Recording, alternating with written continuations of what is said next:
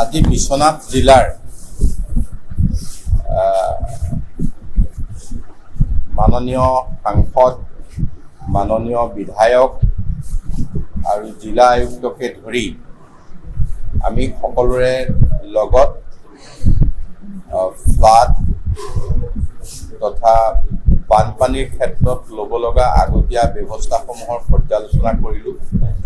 ইয়াত আমাৰ লগত অসম চৰকাৰৰ প্ৰধান সচিব ত্ৰিপাঠী ডাঙৰীয়াও আছিল। ইতিমধ্যে যোৱা কেইবছৰত কেনেধৰণে সন্মুখী হোৱা হৈছিল সেই কথা কিন্তু আমি পাতিছোঁ, আৰু এই বছৰ আমি সেইখিনিত কি কথা আমাৰ ইতিমধ্যে ৱাটাৰ ৰিচোৰ্চকে ধৰি পুৰণা যিবিলাক মেৰামতি কাম আছিল সেইখিনি কিমানখিনি হ'ল সেইখিনি আমি আলোচনা কৰিছোঁ। আৰু আজি আমি ইয়াত 3টা বিধানসভা সমষ্টি আৰু 2খন সমজিলা আছে, গহপুৰ সমজিলা আৰু বিহালী সমজিলা আৰু বিশ্বনাথ জিলা। এতিয়া বিশ্বনাথ জিলাৰ পৰা বিশ্বনাথ সমষ্টিটোৰ কাম কৰিব। তাত আমি ৭৫ লাখ টকা এডভান্স আমি আজি দিছোঁ আগতীয়াকৈ।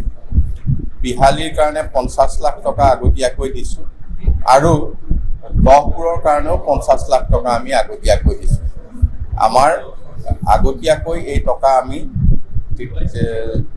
জিলা উপায়ুক্তৰ জৰিয়তে দিয়া হৈছে, আৰু তেখেতসকলে যাতে বানপানীৰ যিকোনো মুহূৰ্তত সন্মুখী হ'ব পৰা, মোকাবিলা কৰিব পৰা সকলোখিনি ব্যৱস্থা গ্ৰহণ কৰে। ইয়াৰ উপৰিও মিছন বসুন্ধৰা ৩ ইয়াক ক্ষিপ্ৰতাৰে ৰূপায়ণ কৰিবৰ কাৰণে আমি যিখিনি ব্যৱস্থা ল'ব লাগে সেইখিনি আমি পৰ্যালোচনা কৰা হৈছে। আজিৰ আমি বিশ্বনাথ জিলাৰ সামগ্ৰিকভাৱে এইখিনি কথা আমি পৰ্যালোচনা কৰিছোঁ। এতিয়া ঠিক কৰিছোঁ যে প্ৰাকৃতিক দুৰ্যোগৰ ক্ষেত্ৰত যিখিনি আমাৰ নৰ্মছ মতে আছে সেইখিনি জিলা আয়ুক্তক আমি অথৰাইজ কৰিছোঁ, দায়িত্ব দিছোঁ। তেখেতে ৪ লাখ টকা মৃত্যু হোৱাৰ লগে লগে ৪৮ ঘণ্টাৰ ভিতৰত দিব পাৰিব।